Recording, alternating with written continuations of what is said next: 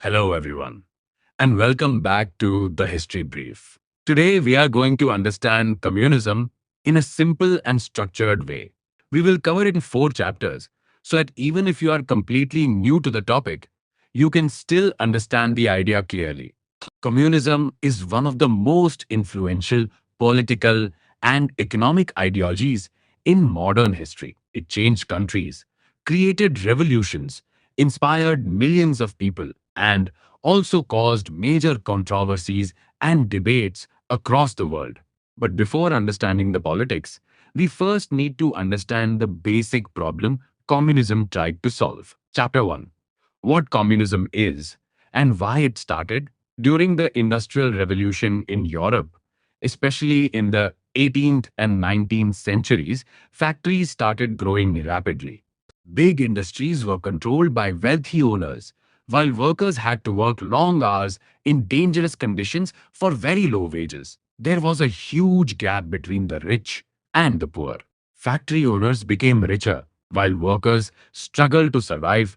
Many workers lived in poor housing, had little education, and lacked basic rights. This situation led many thinkers to ask an important question: should a small group of people control most of the wealth while the majority struggle? One of the most famous thinkers who tried to answer this question was Karl Marx, along with Friedrich Engels. He developed the theory of communism. Marx believed that history is shaped by class struggle. According to him, society was divided into two main groups. The first group was the bourgeoisie, the people who owned factories, land, and businesses. The second group was the proletariat, the working class, who sold their labor to survive. Marx believed that capitalism naturally creates inequality because owners earn profits from the labor of workers. He argued that eventually workers would rise against the system and create a society where wealth and resources are shared equally. In communist theory, private ownership of major industries and resources would end. Factories, transportation, land, and important services would belong to society collectively or be controlled by the state on behalf of the people.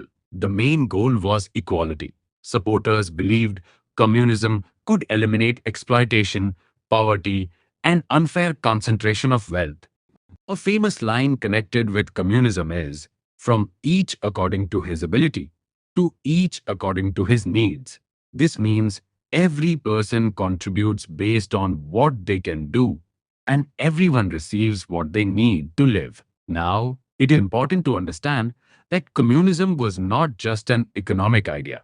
It also became a political movement. Many workers around the world supported socialist and communist movements because they hoped for better living conditions, fair wages, healthcare, education, and social equality.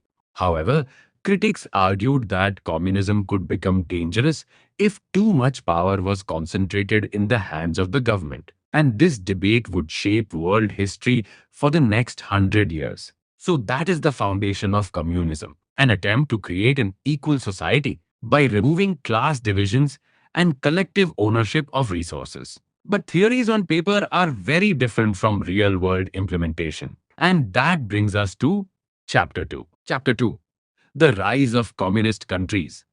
The first major communist revolution happened in Russia in 1917. At that time, Russia was ruled by a monarchy under Tsar Nicholas II. The country faced poverty, political instability, and massive suffering during World War I. This created anger among workers, soldiers, and peasants. A revolutionary leader named Vladimir Lenin led the Bolshevik Revolution based on Marxist ideas. The monarchy collapsed, and eventually the Soviet Union was formed. The Russian Revolution became one of the most important events in world history. The Soviet Union aimed to create a communist society. Industries were nationalized, private businesses were heavily restricted, and the government controlled the economy through central planning. Later, under Joseph Stalin, the Soviet Union rapidly industrialized. Factories, military production, and infrastructure grew quickly. Supporters say the Soviet Union transformed from a weak agricultural country into a global superpower within decades. It also played a huge role in defeating Nazi Germany during World War II. However, Stalin's rule is also heavily criticized. Millions of people suffered due to forced labor camps, political purges, censorship, and famine. This is one of the biggest debates around communist governments.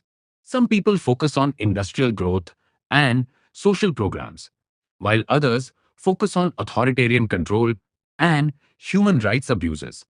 After the Soviet Union, communism spread to other countries. In China, Mao Zedong led the Communist Revolution in 1949. China introduced land reforms and centralized economic control. Mao launched major campaigns like the Great Leap Forward and the Cultural Revolution. These campaigns aimed to rapidly transform society, but also caused massive economic disruption and suffering. Over time, China changed its approach. Today, China is politically ruled by a communist party, but also uses many market based economic policies. Other communist governments appeared in countries such as Cuba, Vietnam, and North Korea. Each country implemented communism differently depending on its culture, leadership, and historical conditions. Communism also became a major factor during the Cold War. The Cold War was a global political and ideological competition mainly between the capitalist United States and the communist Soviet Union. The world became divided into two major blocs. One side supported capitalism and liberal democracy, while the other supported communist systems. This rivalry influenced wars, alliances, technology races, and global politics for decades. So by the 20th century, communism had become one of the most powerful Rajnitic forces in the world. But the next question is very important. Did communism actually succeed? That takes us to Chapter 3. Chapter 3, Successes, Failures, and Criticism. Communism is one of the most debated systems ever created because people strongly disagree about its results. Let us first talk about what supporters consider successes. Many communist governments invested heavily in education and healthcare. In several countries, literacy rates increased dramatically. Basic medical care became more accessible for ordinary people. Communist systems also tried to reduce extreme wealth inequality. The idea was that no small elite class should control everything while others suffer. Some countries achieved rapid industrial growth under centralized planning.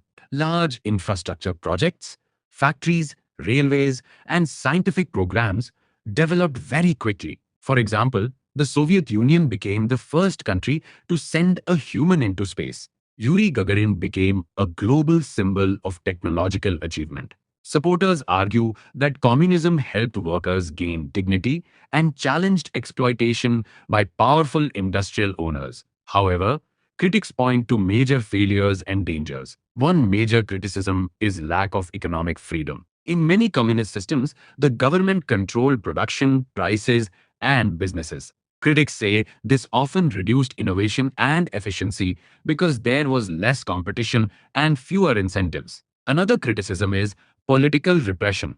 Several communist governments limited free speech, censored media, and punished political opposition. People who criticized the government could face imprisonment or worse. Economic problems also became serious in many communist countries. Central planning sometimes failed to match supply with demand. This caused shortages of food, consumer goods, and basic products. Corruption and bureaucratic inefficiency also became major problems. Eventually, by 1991, the Soviet Union collapsed. The dissolution of the Soviet Union marked the end of the Cold War era. Many former communist countries shifted toward market economies and democratic systems. But even after the Soviet collapse, communist ideas did not completely disappear. Why? Because inequality still exists in many capitalist societies. Even today, some people believe modern capitalism creates unfair concentration of wealth, expensive healthcare, poor working conditions, and economic insecurity. As a result, debates about socialism, workers' rights, wealth distribution, and government responsibility still continue around the world. Modern Rajneetic discussions often include questions like how much economic inequality is acceptable? Should healthcare and education be public rights? How much control should governments have over markets? So, even if full communism is less common today, many of the questions raised by communist thinkers are still relevant. And now, let us move to the final chapter, Chapter 4, Communism in the Modern World Today. Communism exists in a very different form compared to the 20th century. Only a few countries officially identify as communist states, and even those countries often combine state control with market economics. For example, China has a communist political structure, but also has massive private businesses and international trade. This creates an interesting situation where communist political control and capitalist economic activity exist together. In modern discussions, people often confuse communism, socialism, and capitalism, but they are not exactly the same. Capitalism mainly focuses on private ownership and free markets. Socialism generally supports stronger government involvement in welfare and public services. Communism aims for a classless society where major resources are collectively owned. In real life, most countries today use mixed systems rather than purely following one ideology. For example, many capitalist countries still provide public healthcare, education, and welfare programs. At the same time, countries with socialist influences may still allow private businesses and free markets. This shows that political and economic systems are often more complex than simple labels. Communism also continues to influence art, culture, literature, and political movements. Some people view it as a vision for equality and worker empowerment. Others view it as a dangerous system that can lead to authoritarian governments and economic inefficiency. Understanding communism is important not because everyone must support or oppose it, but because it shaped modern history in a massive way. It influenced revolutions, wars, economies, global alliances, and political thought across the entire world. Whether one agrees with communism or not, studying it helps us better understand power, economics, inequality, and society itself. And that is why communism remains one of the most important and controversial ideas in human history. Thank you for watching this video on the History Brief. If you enjoyed this explanation, make sure to like, share, and subscribe for more educational content. See you in the next video.